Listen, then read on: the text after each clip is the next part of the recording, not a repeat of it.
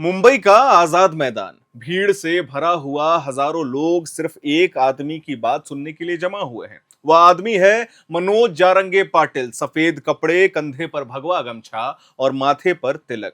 मंच पर आते ही वह ऐलान करते हैं कि आज मराठों के लिए इतिहास रचा गया है, हमारी जीत हो गई है। लेकिन सवाल यह है कि क्या सच में जीत मिली है या फिर यह सिर्फ पुराने वादे का एक नया पैकिंग है। महाराष्ट्र की राजनीति में मराठा आरक्षण मुद्दा नया नहीं है। मराठा समाज राज्य की आबादी का लगभग 30% हिस्सा है। कभी यह समाज जमींदार और शासक वर्ग के रूप में जाना जाता था, लेकिन पिछले कुछ दशकों में यह समुदाय भी आर्थिक और सामाजिक चुनौतियों का सामना कर रहा है। शिक्षा और सरकारी नौकरियों में उनकी हिस्सेदारी घटने लगी है और यही वजह है कि मराठा समाज ने आरक्षण की मांग और भी ज्यादा तेज कर दी है। 2018 में महाराष्ट्र सरकार ने socially and educationally backward class SEBC अधिनियम के तहत मराठों को 16% आरक्षण दिया, लेकिन 2021 में सुप्रीम कोर्ट ने इस कानून को रद्द कर दिया। कारण था 50% आरक्षण की सीमा, जो 1992 में इंदिरा साहनी जजमेंट में तय की गई थी। कोर्ट ने कहा कि मराठों को अलग से आरक्षण नहीं दिया जा सकता, क्योंकि इससे यह सीमा टूट जाएगी। यही से मराठा आंदोलन ने नया मोड़ लिया। अब मांग यह बनी कि मराठों को कुंभी दर्जा दिया जाए। कुंभी एक किसान जाति है जो पहले से ही ओबीसी वर्ग में आती है। यदि मराठों को भी कुंभी माना जाए तो उन्हें ओबीसी कोड के तहत आरक्षण मिल सकता है।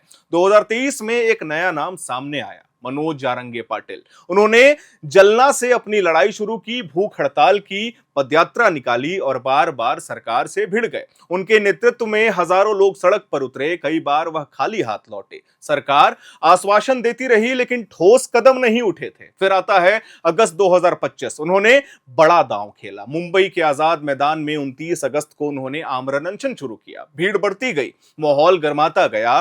5 दिन तक शहर की रफ्तार थम सी गई। कोर्ट तक को दखल देना पड़ा और सरकार पर दबाव बढ़ता गया। 2 सितंबर 2025 को आखिरकार सरकार झुकी।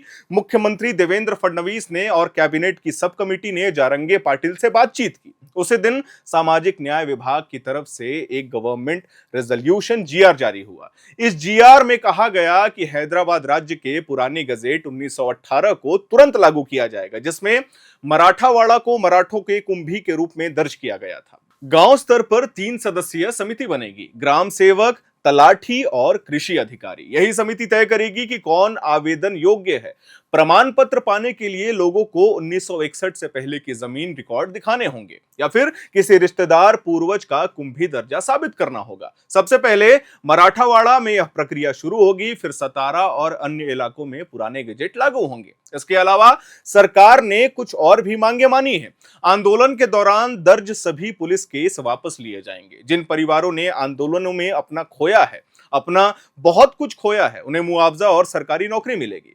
इस साल मराठा छात्रों की परीक्षा फीस भी माफ की जाएगी। जारंगे पाटिल ने मंच से ऐलान किया कि अब हमारी जीत हो गई है, यह ऐतिहासिक दिन है, और उन्होंने अनशन तोड़ दिया। अब सबसे अहम सवाल यही है कि क्या यह वाकई जीत है। पहला सच तो यह है कि यह कुल मिलाकर सीमित जीत है, क्योंकि यह अधिकार सिर्फ उन्हीं मराठों को मिलेगा जिनके पास पुराने रिकॉर्ड है, जिनके पास जमीन नहीं थी या जिनका नाम सरकारी कागजों में कभी नहीं आया, वे बाहर रह जाएंगे। अंदाजा है कि लगभग 58 लाख परिवार इस प्रक्रिया से लाभ उठा सकते हैं, लेकिन बाकी करोड़ों लोग अब भी दायरे से बाहर हैं। जारंगे पाटिल बार बार पूरे समाज के लिए ब्लैक एंड आरक्षण की मांग कर रहे थे, लेकिन कोर्ट और संविधान की बाधाओं की वजह से यह मुमकिन नहीं था। सरकार ने साफ कह दिया कि सामूहिक तौर पर सबको आरक्षण देना असंभव है। इसलिए अब समाधान केवल उन्हीं के लिए है जो दस्तावेज दिखा सके।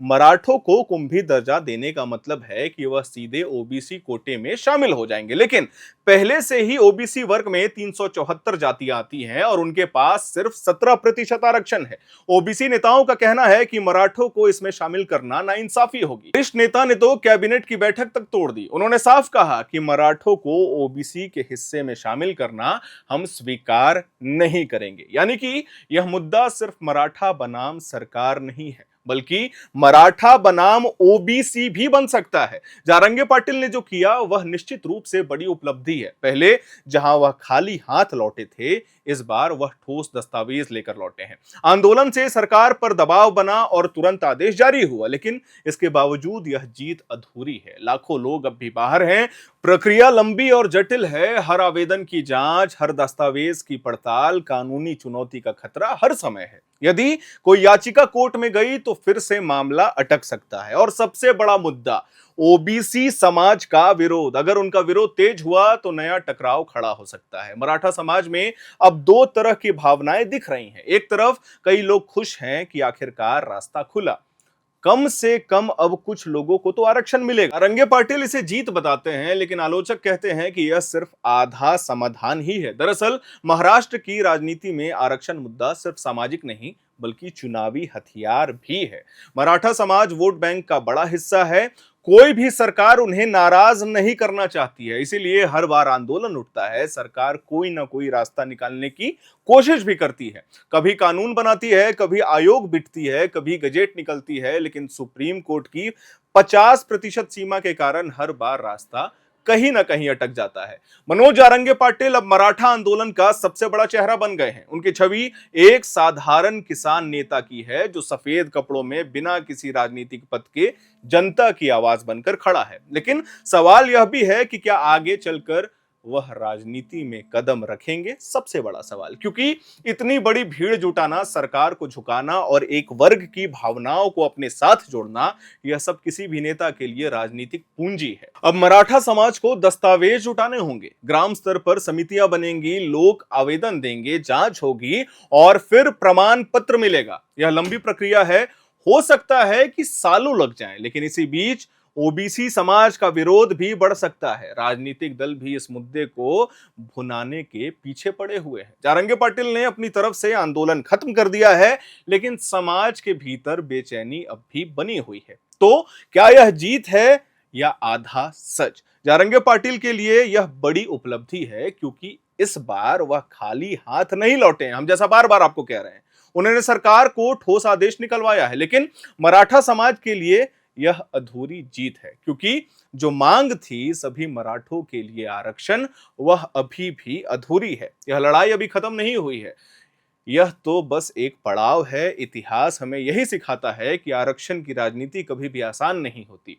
हर आंदोलन, हर समझौते के बाद एक नया सवाल खड़ा हो जाता है। अब जारंगे पाटिल मंच से ऐतिहासिक जीत का नारा लगा रहे हैं, लेकिन आने वाले समय में यह इतिहास किस रूप में लिखा जाएगा, यह इस बात पर निर्भर करेगा कि कितने मराठों को सचमुच में इसका फायदा मिलता है।